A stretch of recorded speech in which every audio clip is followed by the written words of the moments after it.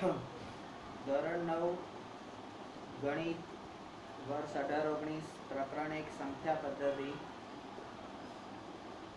સંખ્યા પદ્ધતિમાં આજે સવારે આપણે જે થિયરી ભણ્યા એ x નું કોઈ પણ ધન વાસ્તવિક સંખ્યા x નું વર્ગમૂળ શોધવાની ભૌમિતિક રીત અને એના દાખલા શીખ્યા. એના પરથી આપણે કેટલાક વર્ગમૂળ માટેના નિત્યસમ શીખ્યા અને એ નિત્યસમ પ્રમાણેના દાખલા હવે આપણે કરવાના.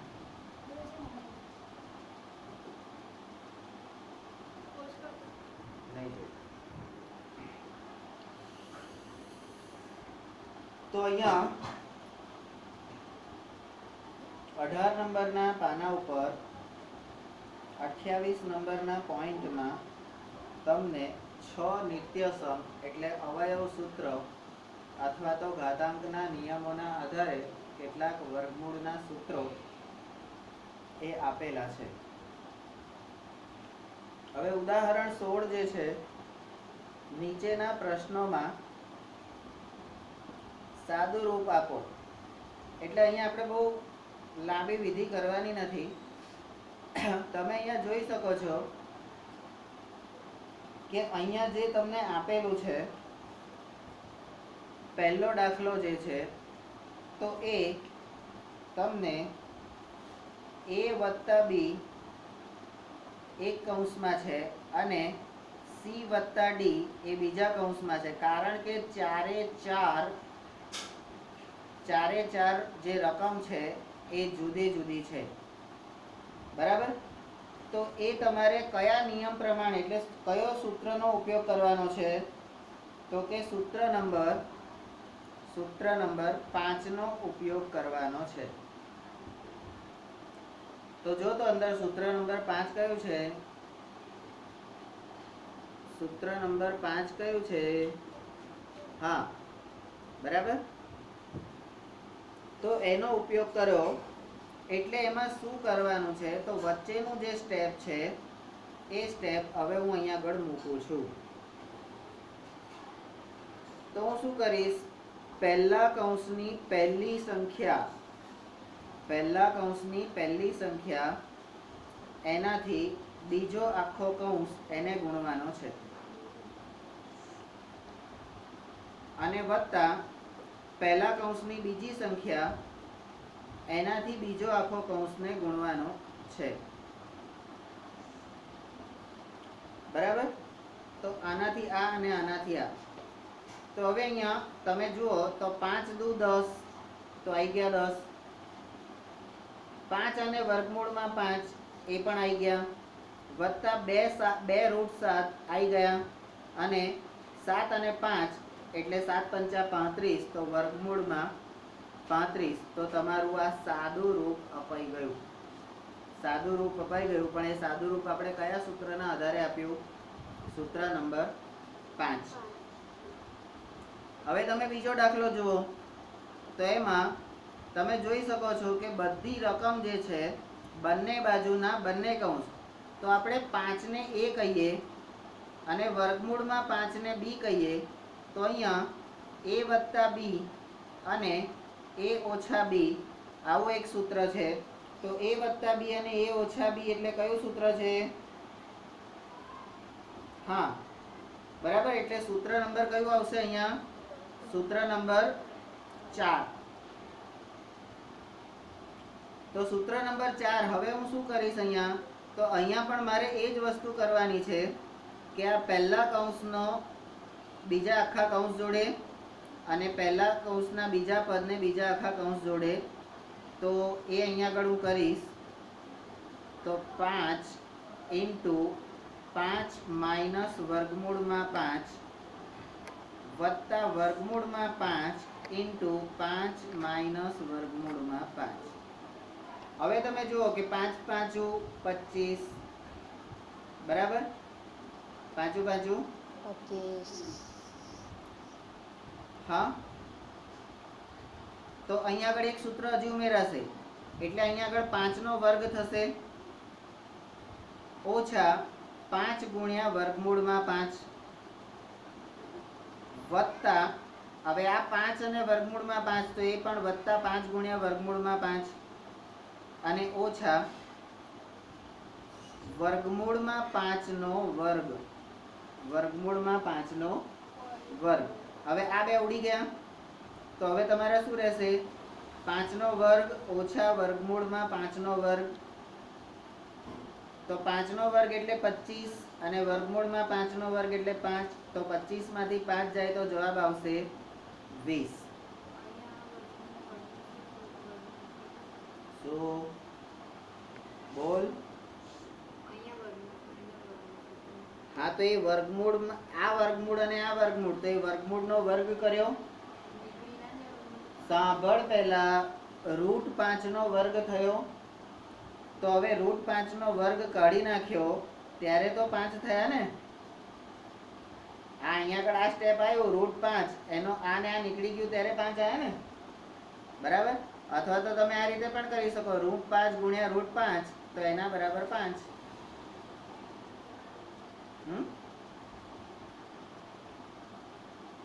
ચલો હવે ત્રીજો દાખલો છે. તો વર્ગમૂળમાં 3 વત્તા વર્ગમૂળમાં 7. અહીં આગળ તમને આ વર્ગમૂળમાં 3 એટલે a અને વર્ગમૂળમાં 7 એટલે b, આવી બે સંખ્યા છે. તો એ કયું સૂત્ર આવશે? a + b આખાનો વર્ગ. a + b આખાનો વર્ગ કયું સૂત્ર આવશે? સૂત્ર નંબર 6. સૂત્ર નંબર 6, a + b આખાનો વર્ગ, બરાબર? તો a² + 2ab + b². હા, તો અહીંયા a + b આખાનો વર્ગ બરાબર a² + 2ab + b². તો આ સૂત્ર પ્રમાણે તમે લખ્યું તો ખરું, પણ હવે વર્ગમૂળમાં 3 એટલે આ ને આ વર્ગમૂળ ને વર્ગની નિશાની નીકળી જશે. જવાબ શું આવશે? 3. પછી 2 ગુણ્યા વર્ગમૂળમાં 3 અને વર્ગમૂળમાં 7, તો 7 તરી 21, તો 2 ગુણ્યા વર્ગમૂળમાં 21 અને વર્ગમૂળમાં 7 ગુણ્યા 2 એટલે એનો વર્ગ, તો આ વર્ગ અને વર્ગમૂળ નીકળી જશે તો આવશે 7. હવે આ 3 અને 7 એ બંને ધન સંખ્યા છે. તો 7 ને 3 કેટલા થશે? 10.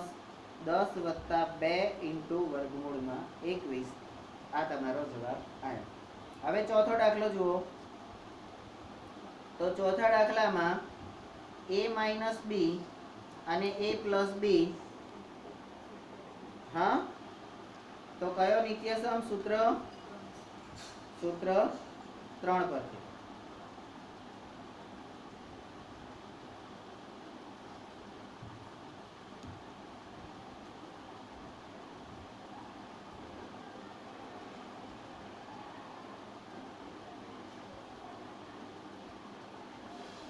તો સૂત્ર 3 માં અહીંયા આગળ a એટલે વર્ગમૂળમાં 7 અને b એટલે વર્ગમૂળમાં 7, એટલે વર્ગમૂળમાં 11 અને વર્ગમૂળમાં 7. તો a - b અને બીજા કૌંસમાં એ જ a + b, બરાબર? તો એના બરાબર તમે a² - b², આવું સૂત્ર તમે વાપરી શકો. હવે 11 નું વર્ગ, √11 નું વર્ગમૂળ, તો વર્ગમૂળ અને વર્ગ નીકળી જાય એટલે 11 અને 7 અને એટલે વર્ગમૂળ અને વર્ગ નીકળી જાય એટલે 7. તો 11 માંથી 7 જાય તો કેટલા રહે? 11 માંથી 7 જાય તો કેટલા રહે? 4. તો જવાબ 4 આવ્યો છે. જુઓ તો આપ્યો છે ને. હા, હવે કે છે નોંધ મારો. હે, નોંધ મારો. તો કે ધ્યાન રાખો કે ઉપરના ઉદાહરણમાં સાદુરૂપ શબ્દનો અર્થ એ થાય કે આ વિસ્તરણને, સાદુરૂપ એટલે શું? વિસ્તરણ. આ વિસ્તરણને સમય સંખ્યા અને અસમય સંખ્યાના સરવાળા તરીકે દર્શાવો. બરાબર? ચલો આપણે નીચેના પ્રશ્નનો વિચાર કરી આ વિભાગની ચર્ચા પૂર્ણ કરીશું. તો હવે ચર્ચા કરો. 1/2 એને સંખ્યા રેખા પર ક્યાં દર્શાવી શકાય? તો કે છે કે તમે જાણો છો કે આ 1/2 બરાબર, એટલે નંબર 1, નંબર 2, નંબર 3 આ જે છે એ અસમય સંખ્યા છે. બરાબર, તો અસમય સંખ્યાને સંખ્યા રેખા પર દર્શાવવું હોય તો શું કરવાનું? તો કે જો છેદ સમય સંખ્યા હોય તો તે સરળ પડશે. એટલે છેદનું શું કરીએ આપણે? સમયીકરણ કરીએ છીએ. શું કરીએ છીએ? અને આ સમયીકરણ કરવા માટે આપણે શું કરીએ છીએ? તો જે અસમય સંખ્યા હોય ને એ જ સંખ્યા વડે અંશ અને છેદને ગુણીએ છે. અંશ અને છેદને એનાથી ગુણીએ છે. બરાબર, તો છેદનું સમયીકરણ કરી છેદને સમય સંખ્યા બનાવો. તો આવું કરવાથી શું થાય? તો તે માટે વર્ગમૂળના નિત્ય સમૂહની જરૂર પડશે. અને નંબર 7 આ કેવી રીતે શક્ય બને છે તે જોઈએ. જુઓ તારે, તો કે ઉદાહરણ 17 1/2 નું સમયીકરણ કરો. ઉકેલ સ્ટેપ નંબર 1. આપણે જેનો છેદ સમય સંખ્યા હોય એવી સમકક્ષ અભિવ્યક્તિમાં 1/2 ને દર્શાવીશું. આપણે જાણીએ છીએ કે 2 ગુણ્યા 2 અસમય ગુણ્યા અસમય તો સમય સંખ્યા થઈ ગઈ. આવું ક્યાં જોયું હતું આપણે? બે અસમય સંખ્યાઓનો ગુણાકાર. જો અહીંયા શૂન્યેતર સમય સંખ્યાઓ સાથે અસમય સંખ્યાઓ, અહીંયા બે અસમય સંખ્યાઓનો ગુણાકાર એ અસમય સંખ્યા સમય સંખ્યા પણ થાય. બરાબર, તો આ કયો નંબરનો નિયમ? આ નિયમ કયો છે? નિયમ નંબર 3. આ ત્રીજા નંબરનો નિયમ છે ને? બે અસમય સંખ્યાનો ગુણાકાર એ સમય સંખ્યા હોઈ શકે. બરાબર, એટલે સમય સંખ્યા છે આપણે એવું માની લેવાનું. ચલો નંબર 3. આપણે એ પણ જાણીએ છીએ કે 1/2 ને અંશ અને છેદમાં 2 વડે ગુણવાથી તેને સમકક્ષ અભિવ્યક્તિ મળે છે. કારણ કે 2/2 બરાબર જવાબ શું થશે? 1. બરાબર, એટલે આ સંખ્યાને ગુણાકારમાં 1 વડે તમે દર્શાવી શકો. બરાબર, એટલે તમારી રકમમાં કોઈ ફેર પડતો નથી.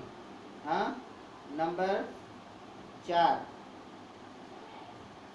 આ બંને તથ્યો, એટલે આ પહેલું તથ્ય નિયમ નંબર 3 અને બીજું તથ્ય સમકક્ષ અભિવ્યક્તિ મળે છે એ, આ બંને તથ્યો ભેગા કરીને આપણે 1/2 ને 1/2 ગુણ્યા 2/2 તો ઉપર 2 અને છેદ તમારો સમય સંખ્યા થઈ ગઈ.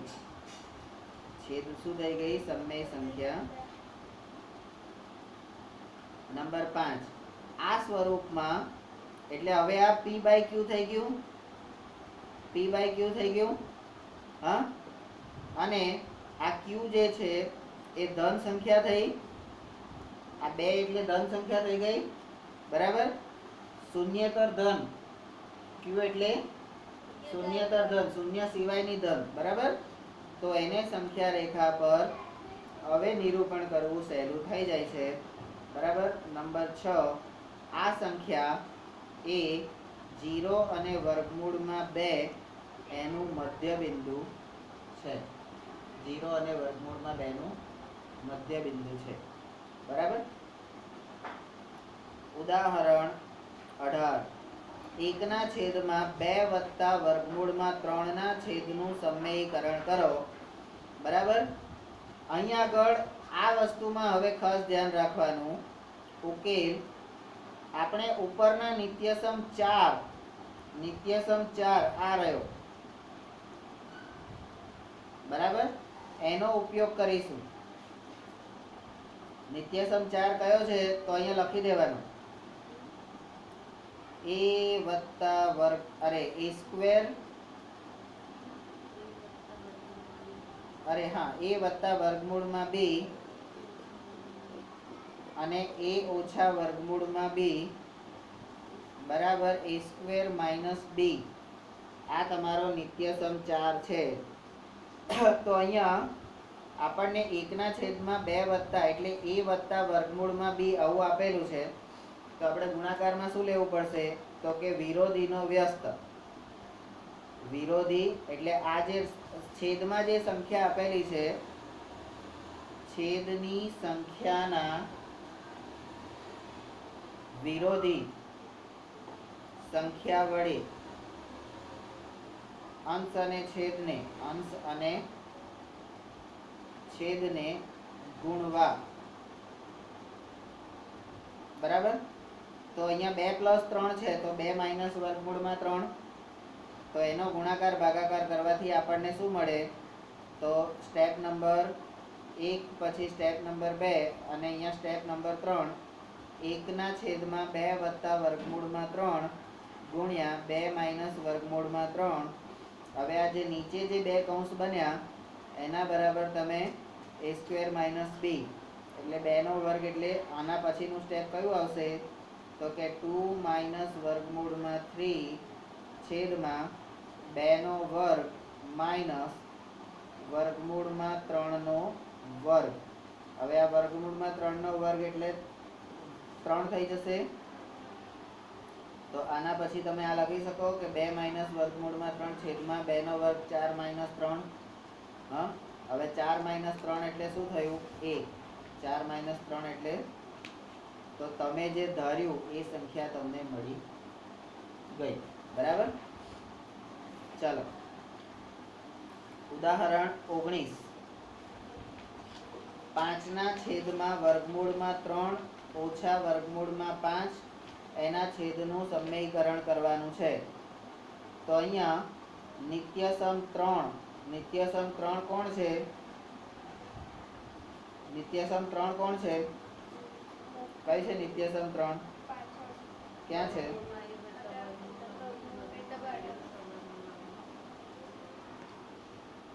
શું છે વર્ગમૂળમાં a ઓછા વર્ગમૂળમાં b ગુણ્યા વર્ગમૂળમાં a વત્તા વર્ગમૂળમાં b બરાબર a માઇનસ b.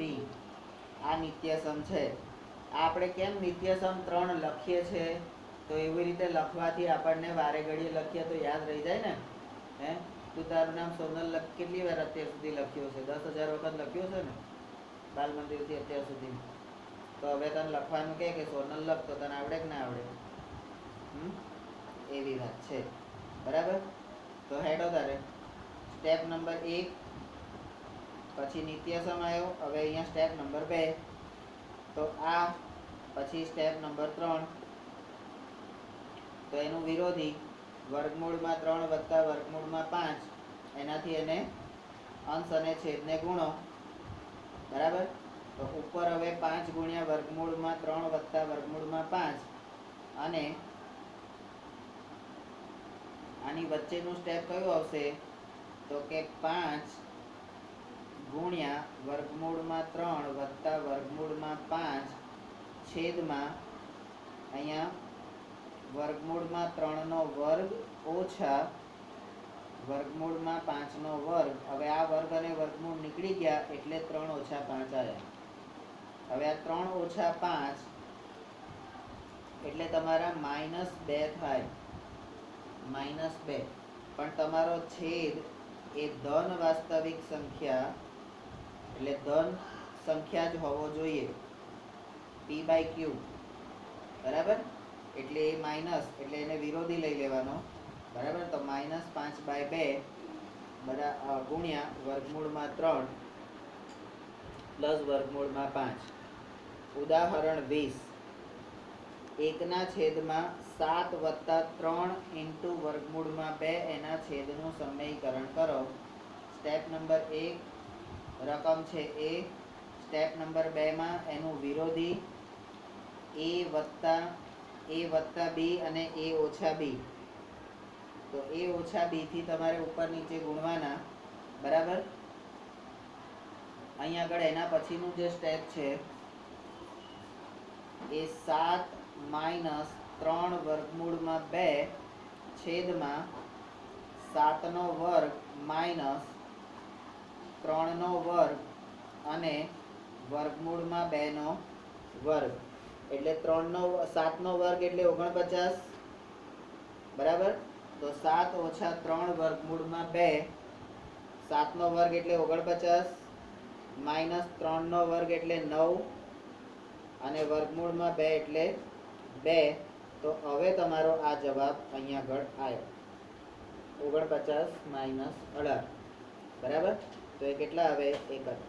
તો હવે આ જવાબ. આમ જ્યારે કોઈ અભિવ્યક્તિના છેદમાં વર્ગમૂળવાળું પદ અથવા તો આ વર્ગમૂળવાળા પદને આપણે ગણિતની ભાષામાં હવે શું કહીશું? કરણી ચિહ્નની અંદરની સંખ્યા, કરણી ચિહ્નની અંદરની સંખ્યા હોય ત્યારે જેનો છેદ એક સમમેય સંખ્યા હોય તેવી સમતુલ્ય અભિવ્યક્તિમાં તેને રૂપાંતરિત કરવાની પદ્ધતિને છેદનું સમમેયીકરણ એટલે કે રેશનલાઇઝિંગ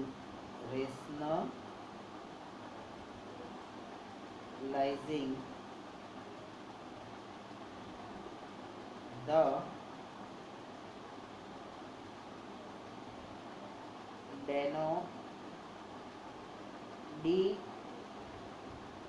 denominator કહેવાય છે. એટલે આ જે આપણે ઉદાહરણ 16 પછીનું જે આપણે ભણ્યા આ બધું કયા ટોપિકના અંતર્ગત આવશે? છેદનું સમમેયીકરણ. છેદનું સમમેયીકરણ એના આધાર ઉપર આવશે, બરાબર. ચલો, ત્યાર પછીનું તમારું સ્વાધ્યાય છે 1.5. હવે આ સ્વાધ્યાય તમને એટલું સહેલું છે કે બધાને આવડી જ જશે, એટલે તમારે તમારી રીતે કરવાનું છે, બરાબર. કોઈને કોઈ પ્રોબ્લેમ કે કરવું છે? ના ખબર પડે તો પૂછજો, સહેલું છે એટલે, બરાબર. અને ત્યાર પછી છે ઘાતાંકના નિયમો. કેટલે પહોંચ્યા? 23. ચલો, તો ઘાતાંકના નિયમો કરો.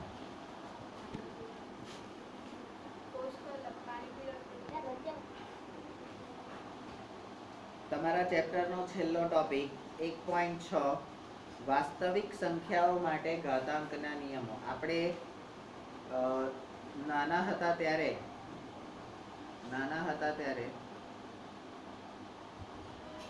ધન સંખ્યાઓ માટે, પ્રાકૃતિક સંખ્યાઓ માટે ઘાતાંકના નિયમો શીખી ગયા છે. પેલું 2 ની ઉપર 3 ઘાત ને એવું બધું નહોતા? કયા ધોરણમાં શીખ્યા?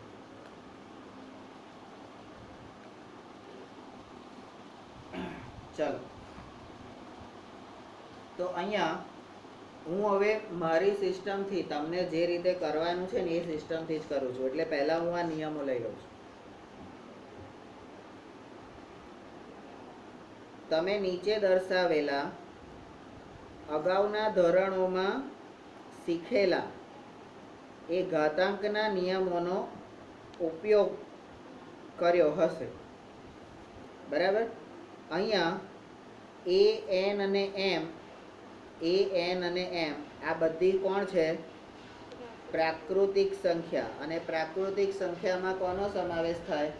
બધી ધન. પ્રાકૃતિક સંખ્યામાં કોનો સમાવેશ થાય? બધી ધન સંખ્યા, બરાબર.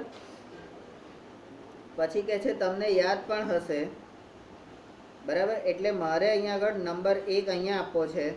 નંબર 2 તમને યાદ હશે કે એને આજે ઘાતાંકના નિયમોમાં આપણે એને શું કહેતા હતા? તો કે આધાર એટલે કે બેઝ કહેતા હતા. એને શું કહેતા હતા? આધાર. આધાર એટલે બેઝ. બેઝ આધાર. અને આ m અને n જે છે એને આપણે ઘાતાંક કહેતા હતા. અને ઘાતાંકને અંગ્રેજીમાં શું કહેતા હતા ભાઈ? એક્સપોનન્ટ્સ. એક્સપોનન્ટ્સ. બરાબર, આવું કહેવામાં આવતું હતું. બરાબર, તો આપણા જે જૂના ઘાતાંકના નિયમો હતા એ અહીંયા આગળ આપેલા છે. આ આપણે ભણી ગયા છે. તો અહીંયા આગળ પહેલામાં શું કહે છે? a ની m ઘાત ગુણ્યા a ની n ઘાત બરાબર a ની m પ્લસ n ઘાત. તો આને મારે શબ્દોમાં ફેરવવું હોય તો હું કેવી રીતે ફેરવીશ? તો કે આધાર સરખા હોય, આધાર સરખા તો ઘાતોનો સરવાળો. આપણો નિયમ જે હતો એ આવી રીતે શબ્દોમાં હતો. પછી એ શબ્દને આપણે સંકેતમાં આવી રીતે લખતા હતા. આવું કરતા હતા? હા, કરતા હતા. મને નહીં ખબર, એ પિન્ટુભાઈ કરતા હોય ખબર નહીં. બરાબર, કોણ લેતું હતું ગણિત? ગણિત કોણ લેતું હતું? તમારા સ્કૂલમાં કોઈ ગણિત ભણાવતું જ નતું? કોણ હતું એ? હા, પણ એ કોણ હતું? પણ એનું નામ શું હતું? તેજલ? ના, કલ્પના દીદી, મંજુ દીદી. હા, ચાલો. હવે બીજો જે નિયમ છે a ની m ઘાત a ની n ઘાત. તો અહીંયા આગળ આપણે શબ્દો લઈએ તો ઘાતની ઘાતનો ગુણાકાર થાય. ઘાતની ઘાતનો ગુણાકાર થાય. તો આ શબ્દો હતા અને એનો આ સંકેત હતો.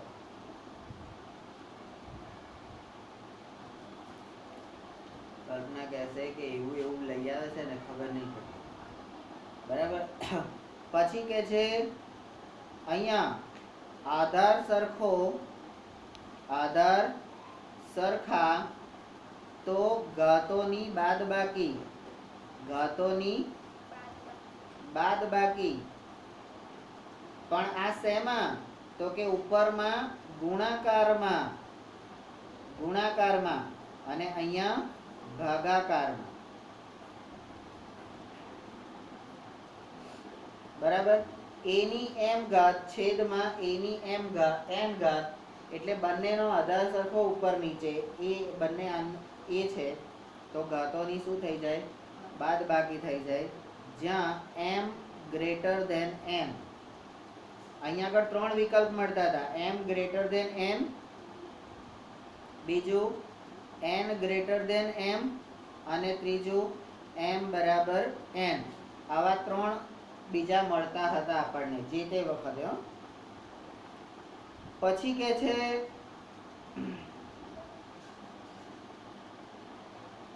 ઘાત સરખી હોય, ઘાત સરખા તો આધારનો ગુણાકાર. ઘાત સરખા હોય તો આધારનો ગુણાકાર. a ની m ઘાત ગુણ્યા b ની m ઘાત તો ab ની m ઘાત. બરાબર, તો અહીં આગળ હવે આ વખતે પણ તમે થોડુંક ધ્યાન પર લીધું હોય તો a ની 0 ઘાત. 8માં આવું આવતું હતું, a ની 0 ઘાત. તો એની કિંમત કેટલી થતી હતી? ફાઇનલી 1. બરાબર, a ની 0 ઘાતની કિંમત શું થતી હતી? 1. તો આ ઉપરાંત a0 બરાબર 1 થાય એનો અભ્યાસ તમે કરી ગયા છો. આ a0 બરાબર 1 નો અભ્યાસ આપણે કયા ચેપ્ટરમાં કર્યો હતો? યાદ કર. બહુપદીની અંદર આ a0 બરાબર 1 આપણે મૂકતા હતા. એ વખતે તો કેવા લમણા લેતા હતા ગુરુજી તમે. એક તો કંઈ સમજણ પડે નહીં, ચારે બાજુથી બગાસા આવે, કંટાળો આવે, અને એમાં તમે એ 0 બરાબર એની 0 ઘાત બરાબર 1 આવું તમે વારે ઘડીએ કે કરો. દાખલામાં એવું લખો, અમને થોડી ખબર પડે, પણ હવે ખબર પડી ગઈ. હવે ખબર પડી ગઈ, બરાબર. આનો પણ અભ્યાસ કરી ગયા છો. ઉપરોક્ત નિયમ 3 નો ઉપયોગ કરીને એની એકના છેદમાં એની n ઘાત, એકના છેદમાં એની n ઘાત, તો એને એની માઇનસ n ઘાત પણ કહેવાય. એની માઇનસ n ઘાત. કેમ માઇનસ n ઘાત કહેવાય? તો કે 1 ની 1 ઘાત અને એની માઇનસ n ઘાત, બરાબર. તો એની માઇનસ n ઘાત આવું કહેવાય. આવું આવે ના આવે ને? આ એ ઉપર જતો રહે તો માઇનસ n થઈ જાય ને, બરાબર. હવે આ નિયમનો ઉપયોગ ઋણ ઘાતાંક માટે પણ કરી શકાય છે.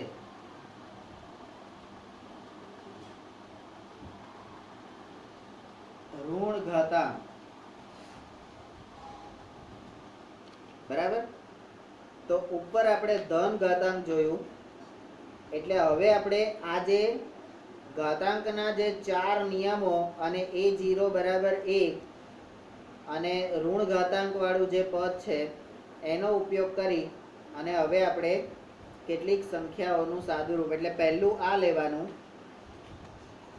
પછી બીજું આ લેવાનું અને પછી ત્રીજું આ લેવાનું, બરાબર થઈ જશે. તો હવે 17 નો વર્ગ ગુણ્યા 17 ની 5 ઘાત, તો આધાર કયો છે? a. આધાર કયો છે? a. તો a નો વર્ગ અને a ની 5 ઘાત. આધાર સરખો તો ઘાતોનું શું થશે?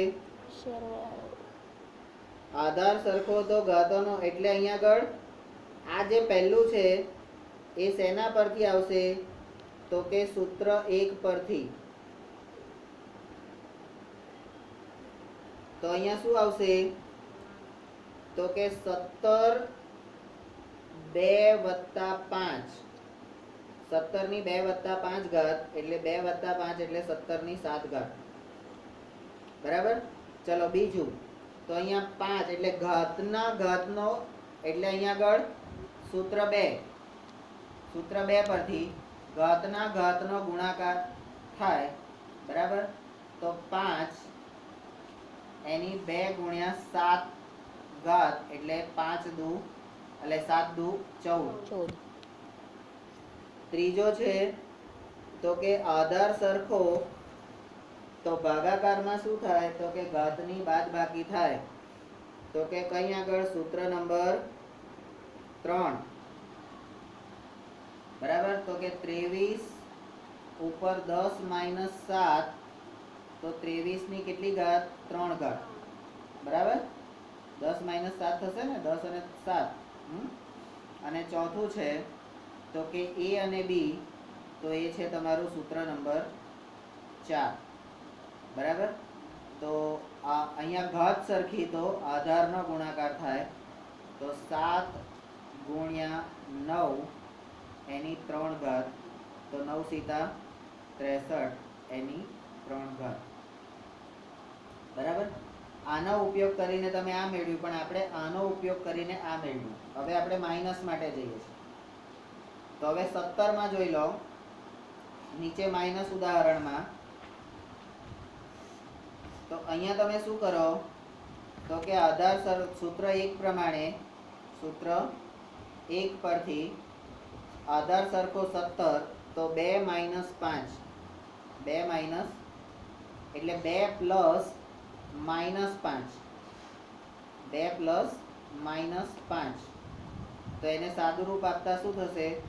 17 2 માઇનસ 5, તો માઇનસ 3. અને માઇનસ 3 ને તમે એના છેદમાં m રીતે લખો તો આ રીતે લખાય, બરાબર. ચલો બીજું, તો કે સૂત્ર 2 પરથી તો શું છે તો કે 5 2 ગુણ્યા -7 2 ગુણ્યા -7 એટલે તો -14 તો આવી ગયું અહીંયા સૂત્ર 3 પ્રમાણે બરાબર તો 23 એના છેદમાં -10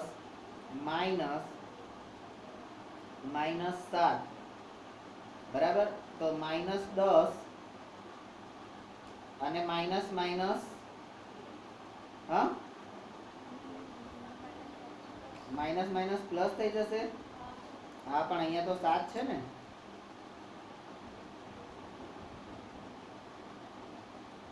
તો -10 અને -7 તો -17 થઈ ગયા કારણ કે a માઇનસ b આવશે ને અરે m માઇનસ n બરાબર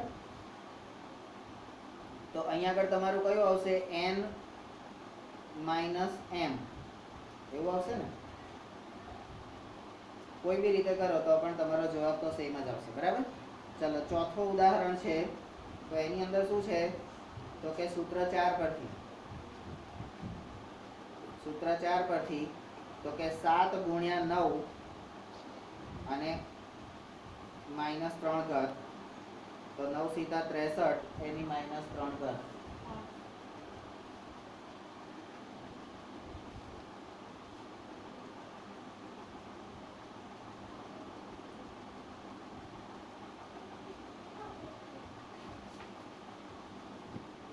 હવે આપણે ડી વિભાગ એટલે ધારો કે આપણે નીચેની વસ્તુની ગણતરી કરવી છે તો આ નીચેની વસ્તુની ગણતરી આપણે કેવી રીતે કરીશું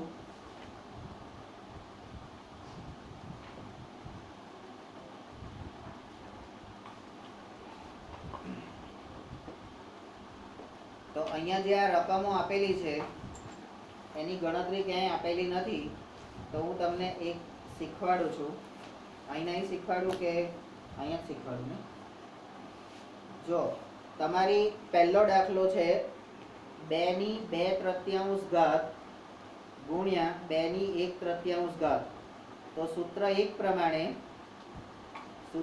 પ્રમાણે આધાર સરખો એટલે 2 ની તો 2/3 વત્તા 1/3 એટલે ઘાતનો સરવાળો થાય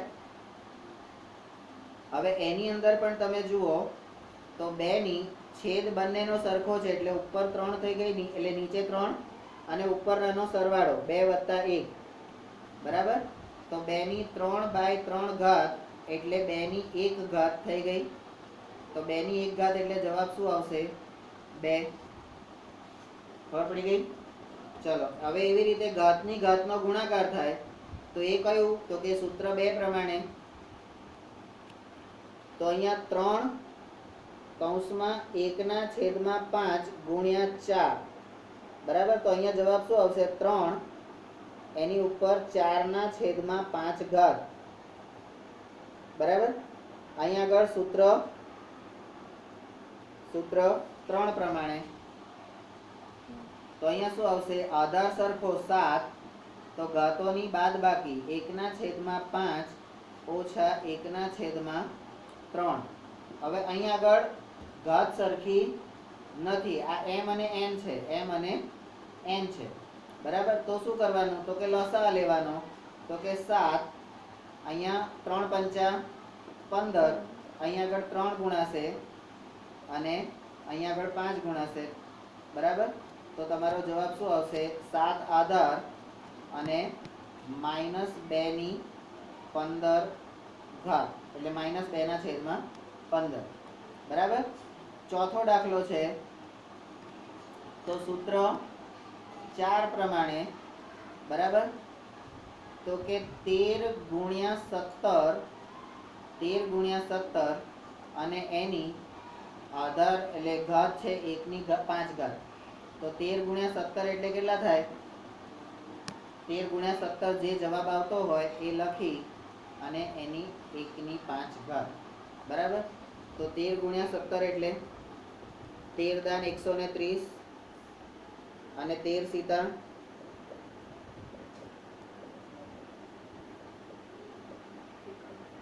હે 91 સરવાળો કરો 1 12 1 2 221 200 અને 221 એ કોનો વર્ગ થયો?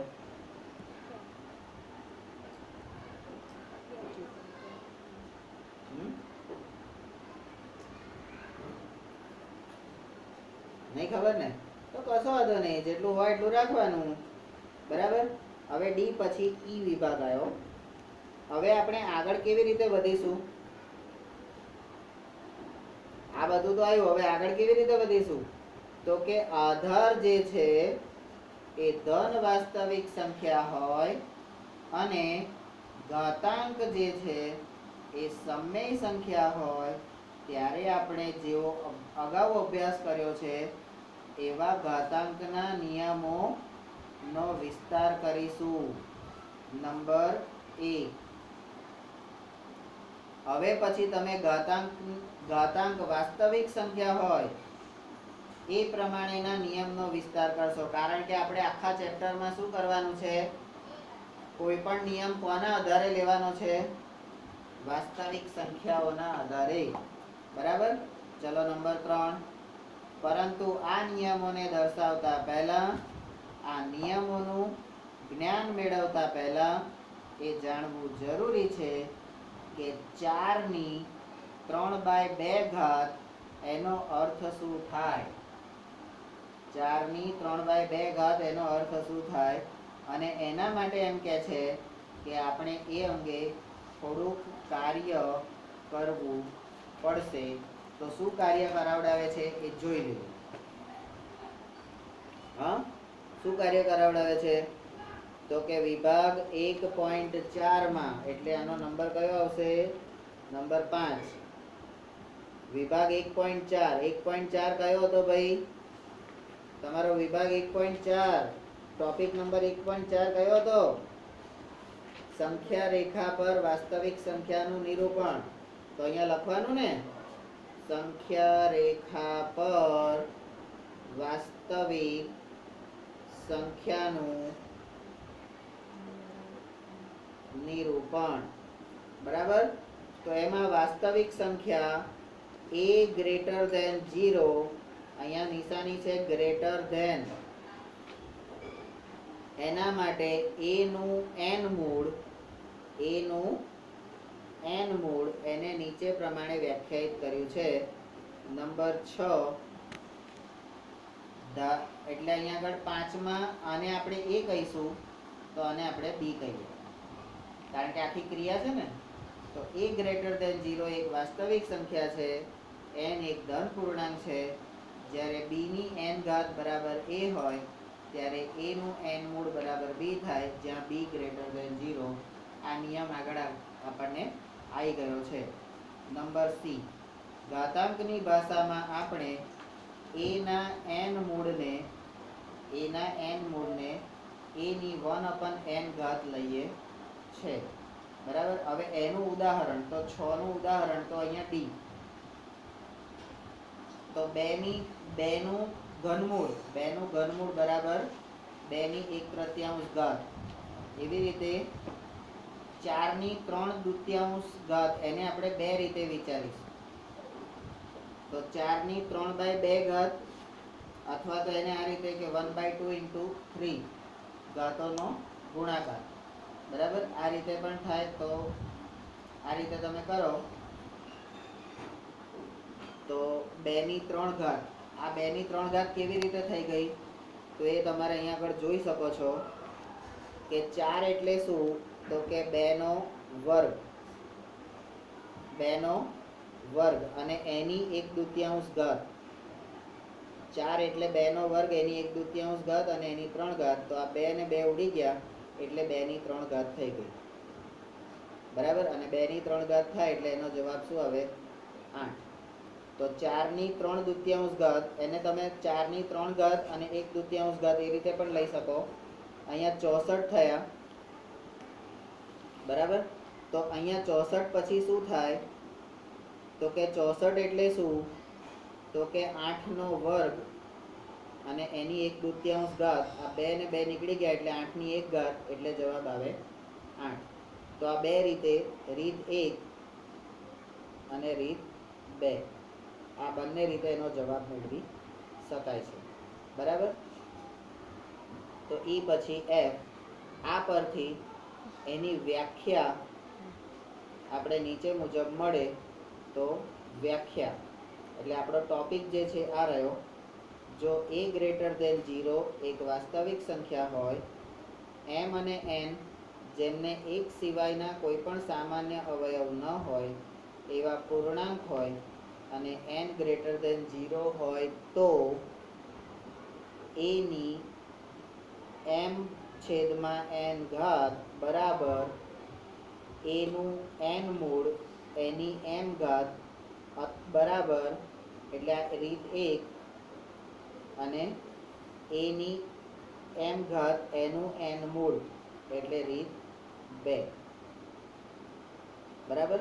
હવે આ વ્યાખ્યા ઉપરથી આપણે જે નિયમો મેળવવાના છે, f પછી આ g, એટલે આ g એટલે આપણી વ્યાખ્યા અને આ થઈ આપણું h. હવે આપણે ઘાતાંકના વિસ્તૃત નિયમો, અત્યાર સુધી જે આપણે ઘાતાંકના નિયમો જોયા એના હવે વિસ્તૃત નિયમો હવે આપણે જોઈશું. કે ધારો કે a ગ્રેટર ધેન 0 એક વાસ્તવિક સંખ્યા છે અને p અને q એ સમય સંખ્યાઓ છે, તો a ની p ઘાત અને a ની q ઘાત બરાબર a ની p પ્લસ q ઘાત. ઘાતાંકનો પહેલો નિયમ, સૂત્ર 1. બરાબર. પછી ઘાતોનો ગુણાકાર, તો સૂત્ર 2. ભાગાકાર, તો સૂત્ર 3. અને સૂત્ર 4. પણ આ કોના માટે? સમય સંખ્યાઓ p અને q. કારણ કે અહીંયા જે p જે છે એટલે ઘાત જે છે એ ઘાત કેવી હશે? આવી હશે, સમય સંખ્યા p/q સ્વરૂપ. બરાબર. તો એના પરથી h પછી હવે i, તમે અગાઉ પૂછેલા પ્રશ્નના જવાબ શોધવા ઉપરયુક્ત નિયમોનો ઉપયોગ કરો. ઉદાહરણ 21, સાદુરૂપ આપો 2 ની 2/3 ઘાત અને 2 ની 1/3 ઘાત. તો જો નિયમ એ જ છે, સરવાળો થયો, છેદ સરખો થયો 3/3, જે અહીંયા આગળ મેં કર્યું એનો જવાબો અહીંયા આપેલા છે. બરાબર. એ જે અહીંયા મેં કર્યું ડી માં, એના જ જવાબો અહીંયા તમને 21 નંબરમાં આપેલા. ક્લિયર? એટલે થિયરી ડી વિભાગ.